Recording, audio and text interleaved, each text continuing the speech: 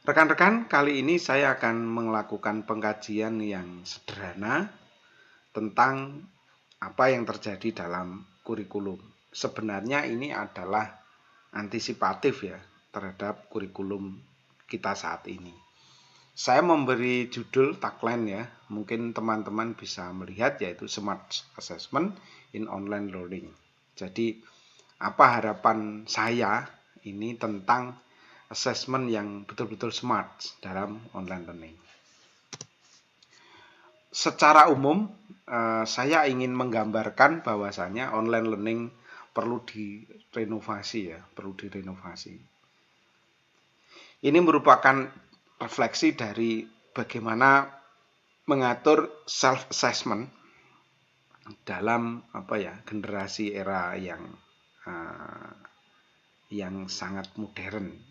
Kira-kira seperti itu rekan-rekan. Jadi ini sebuah refleksi saja. Nah, kalau kita melihat adalah sebenarnya masalah utamanya adalah ini hanya masalah kepuasan ya, generasi instan gitu ya. Kepuasan itu menunjukkan bahwa memang generasi instan itu merupakan instan itu adalah pujaan ya. Pujaan generasi. Jadi teknologi yang instan itu pasti menjadi pujaan sekarang karena ya kita nggak mau ribet gitu ya. Dalam performansi seorang pembelajar ngapain ribet-ribet. Tentunya ini berbeda pandangan ya, baik itu ilmuwan, pengembang maupun praktisi dalam menjelaskan pujaan teknologi yang itu adalah instan itu berbeda. Dari sudut pandang ilmuwan memang ini perlu dibangun sebuah kajian, perlunya sebuah kajian kecil gitu ya tentang arti sebuah kurikulum atau ini teknologi ini. Dengan pengembang kan perlu memberi ide, biasanya langsung memberikan ide apa yang ini bisa untuk mewujudkan tersebut. Sedangkan praktisi itu banyak langsung mengemas dengan aplikasi-aplikasi yang menarik.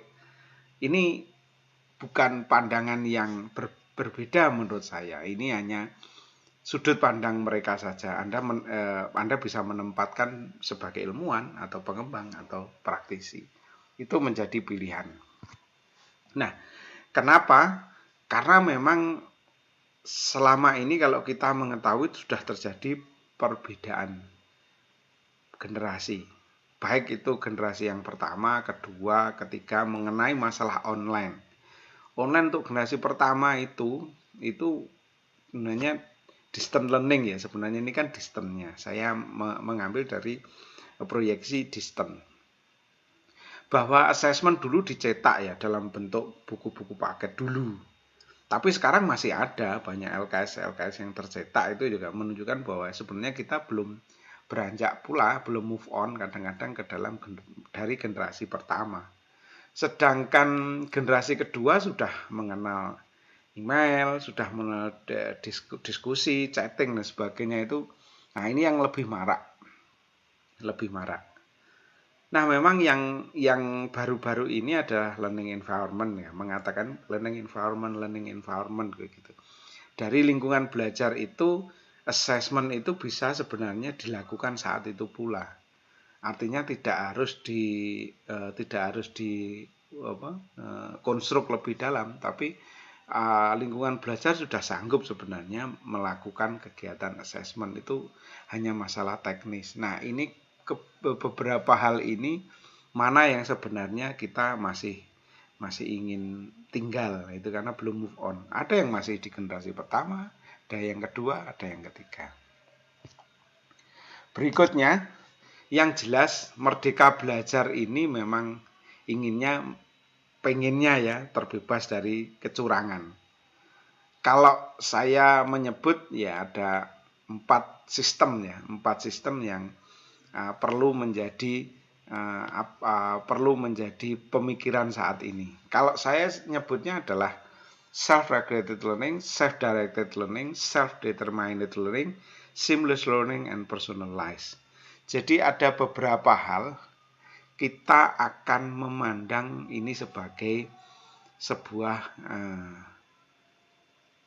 bagian dari kurikulum itu, yaitu assessment. Nah, ini kalau saya melihat ya assessment itu membutuhkan motivasi dan keterlibatan. It's okay, itu penting juga. Dan yang penting adalah memang assessment ya seharusnya mampu mengukur secara personalized. Itu mungkin rekan-rekan. Nah, sekarang kita bagaimana memadukan sebuah teknologi, karena memang kita sebenarnya bisa saja melakukan teknologi khusus ya, ini self assessmentnya dilakukan sehingga kita tahu betul ini bentuknya adalah portofolio ya teman-teman. Kalau saya melihat kronologi ini jelas ini merupakan portofolio. Saya mencoba menggabungkan ini. Nah, salah satunya seorang praktisi mengatakan Natkes bagus sekali sih. Saya masukkan ke dalam Sipejar ya. Di Sipejar itu sistem pengelolaan pembelajaran Natkes.